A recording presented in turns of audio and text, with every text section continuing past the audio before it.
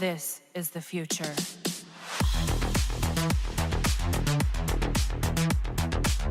Hello ladies and gentlemen, Single Green here and welcome to another video. So yeah, first up we're going to taste Black Manta without Vixen, because previously we tested him out with Vixen and now I want to see how he does with just like Flash. Keep in mind that previously we had a 4-star Vixen, so this is not a maxed out Vixen in terms of passive. Her passive goes all the way to 7 stars, and I'm pretty sure at 7 stars with Beta Club on Manta, Vixen will yield far better damage. But that was just a 4-star Vixen, so we're gonna try a Flash here to see if for now Flash is gonna give us more damage. Because Flash is gonna add an additional fast attack hit, while Vixen was increasing our damage based on the debuffs of the opponents. So pretty much the difference is that while Vixen was increasing all the damage overall, including the Beta Club damage, Flash is gonna only increase our damage on basic attack hits. So we're gonna see how that goes. And I'm gonna have the same artifacts that I used previously when I used Vixen. We're gonna have a level 7 Beta Club on Black Manta, we're gonna have a level 5 Sword of Sin on Brainiac, and we're gonna have a level 8 Sword of Salvation on Flash. That's just being for the passive stats. Flash is not gonna see the light of battle. And I did play this one a little bit better this time, but it was just slightly better, like not tagging Manta out when Robin did the super move and tanking that instead. I think that would have been like 10 million more damage than the previous one. And the previous one was around close to exactly 400 or 410 million. So we're gonna see how this one goes. Yet again, we have the 4-star Manta, and we're gonna tag with Brainiac Special 1 until that's done and all the stacks are done, and we should be close enough. I'm soon gonna do a vibe check on the amount of stacks. Again, if you should tag in Brainiac usually like this, from a basic hit into straight a Special 1 and then tag in Manta while blocking. But if you want to vibe check the amount of stacks that you have, you should do a swipe and a hit with Brainiac. And actually I think we already did that, because I'm not tagging Manta out anymore. So yeah, we're already at 10 stacks, thankfully. And right now we're just gonna sit with Manta, and another thing that this gameplay allows us to do, as to Vixen's gameplay, we don't have to use Special 3. So Special 3 deals less damage than if you were to do basic attack hits during the duration of the animation of that special, but with Vixen you kind of had to do it to reapply the debuffs, because previous to that Brainiac was gonna reapply the debuffs for you, but now you're not gonna be requiring that anymore to be applied by yourself, because you don't care about the debuffs. There's no Vixen buffing you depending on how many debuffs the opponent's gonna have. So yeah, and the Beta Club dot damage values are gonna be quite close. I think with Vixen it was like 200 mil higher on the highest dot value, no, 200k, excuse me, higher on the highest dot value. Yeah, that's as far as Just League Flash goes. Another thing that Just League Flash does, it helps you at the start get far faster to 100 stacks, and if you mess up and you lose the stacks, though that didn't happen in any of the fights, not this one, not the Vixen one in the previous video, you're gonna recover faster. But yeah, Flash seems to be giving me slightly more damage, like as of right now, most likely somewhere between 30 to 40 mil more damage, so that's kind of, let's say, a 10% more damage than if I use Vixen, and that's not that much of a deal, but for now Flash is gonna be the most optimal alternative for me. But in the future, as I get my Vixen to 5 stars, most likely it'll become better than Flash, or maybe 6 stars, but she'll definitely become better than Flash in the long run. Though if you don't have Beta Club and you're not using Beta Club, I think Flash will be the best option for you, maybe all the way until you get Vixen to 7 stars or 6 stars, or maybe forever. I don't know exactly, I haven't tested that out yet. Okay, so we're gonna engage here on a Trustus. The previous fight with the Trustus, I'm not gonna put this in this video because it lagged like crazy. So there was an error with the emulator that I was using. I'm using LD Player, and I got the 64-bit version, and I was previously using the 32-bit version for Injustice, and that never had any problems. And when switching to 64-bit version, I actually had lower yields of performance, surprisingly. So right now we're back to a 32-bit version, so that problem should be solved. But yeah, the pip, we wasted Raven Kimflan Sakuman fight, and it was so laggy that it was literally unplayable. But we're gonna come in here with the Revenge Pip of Bad Ninja Catwoman. It's gonna be perfect for this fight, because this dude is gonna become interruptible, not resistant to anything. And the main deal in this fight that you should be worried about is that constantly moving hazard that's gonna not allow Batman Ninja and other characters to properly fight because they're gonna get damaged. But Catwoman is not gonna suffer from that because she constantly heals. So that's definitely gonna be fine. Trying to get some decent dot values here.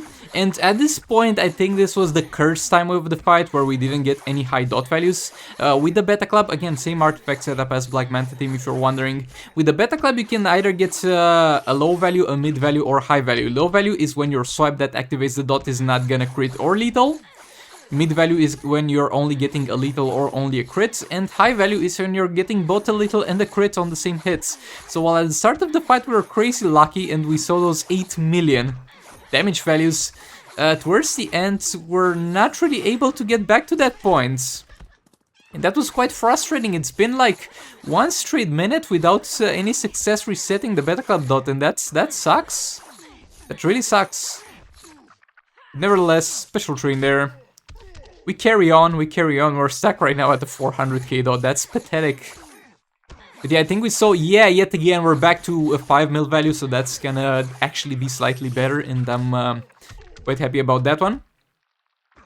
Come on, interrupting again and re-engage the combo. Come on, interrupting again.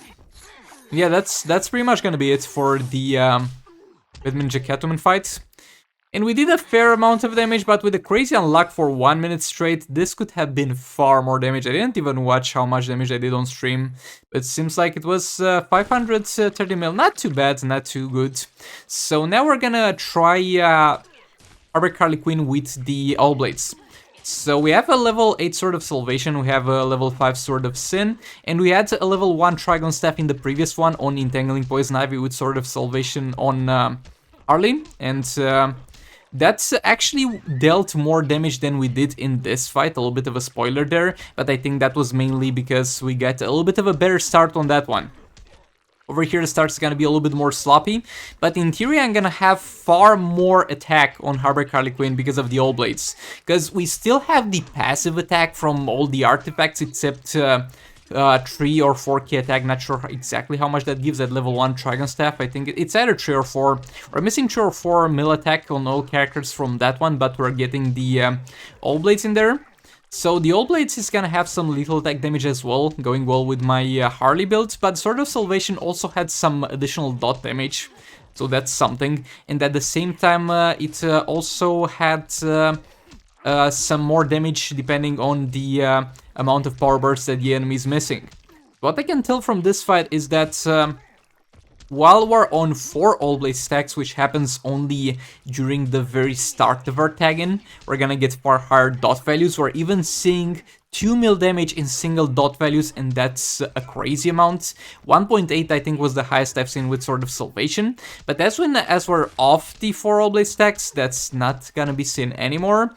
So I think it's pretty much gonna be more or less the same situation regardless of which one you're going to use on I'm going to use personally on Harley Quinn at this point, and from this point on it will only go uphill for the Sword of Salvation damage as my artifacts get higher and higher level.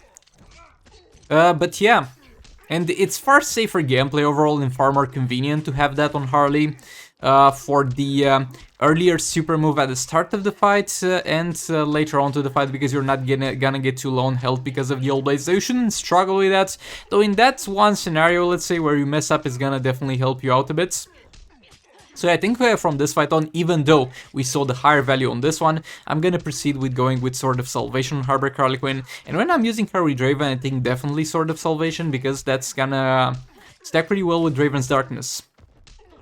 The Arkham Knight then back in. He's dealing a decent amount of damage himself, close to 1 mil with the special 2. Again, that's quite irrelevant compared to Harley's damage, but he's doing an honest work there. But again, my Arkham Knight Baron is kind of fully damage dealer builds, because he does more than enough tanking with his passive, though he could use some resistances on the talents, as you can see in this fight specifically. That's something that would definitely be helpful to him. Yeah, overall, as I said previously, we're gonna deal slightly less damage than we did last time with this team with Sword of Salvation on. I think with a perfect outcome this can be slightly more damage though, but yeah. So here I am using Deathstroke with the Multiverse team, and a little bit of a mistake was giving Sword of Sin to Deathstroke. I was like, Let's put Sword of Salvation on Multiverse Flash and Sword of Sin on Deathstroke to have a little bit of a safer fight with him. But I forgot to notice that this gal was Powertrain resistant. And as much as I love Power Girl as a character, I despise fighting against her. Deathstroke back in there with another special 2. The burning effect is pretty much not gonna serve any purpose here, just being there for the passive stats mainly.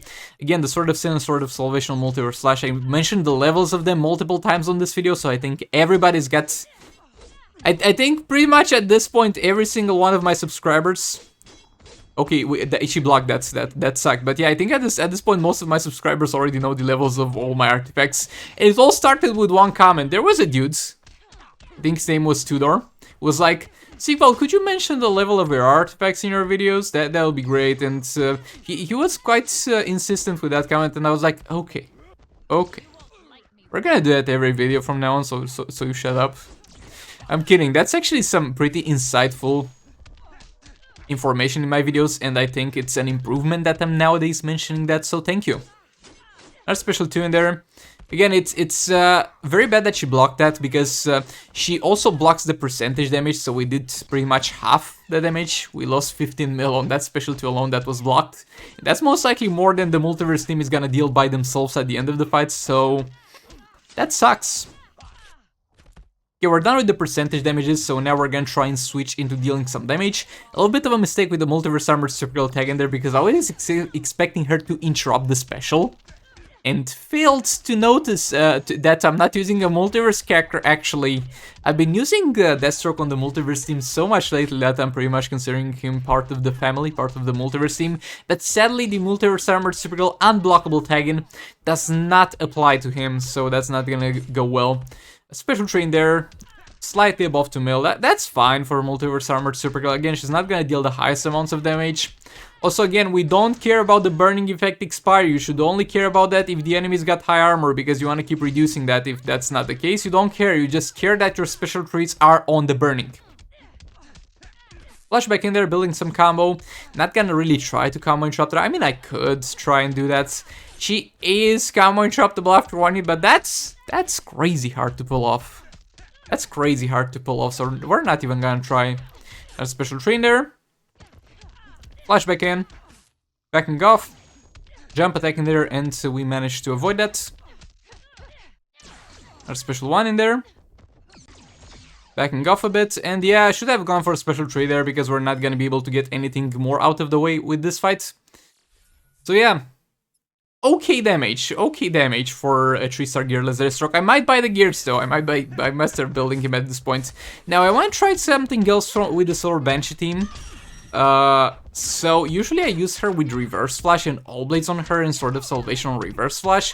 And I was like, let's try her solo and see how that goes. It's not gonna be the most optimal thing right now for my Solar Banshee specifically, because if you wanna do this in the most optimal way, you'd need a second gear. So you need to have a gear on Solar Banshee with full attack and then a gear with full fast actions that's pretty much the same gear, and you replace in between them and you switch the fast actions gear for this fight specifically, because usually she does not care one bit about fast actions, but in this specific scenario, she's gonna build combo for herself, so fast actions is actually gonna be quite beneficial here. So we're kind of trying to put Speed Force Slash in there to give her some fast actions to mitigate that lack. And yeah, don't build your Silver Banshee with fast actions, by the way, please. That's not the right way to do it. And don't use Speed Force Slash usually. Only in scenarios like this. So this is not the first time I'm really using Silver Banshee like this, because usually you are gonna end up using her in fights like against Black Manta, in League Raids, and other characters that are gonna pretty much have Chaos Tag in, where you let your other 2 characters die and you stay with a single damage dealer, because she's got a ton of defense, so she can definitely hold her own. But this is the first time that I'm trying her solo in the situation where I actually have the option to try to actually give her a combo builder. But the problem with this is we can't really use this as a benchmark, because the game was like, oh, Sigmund is trying something new with Solar Banshee.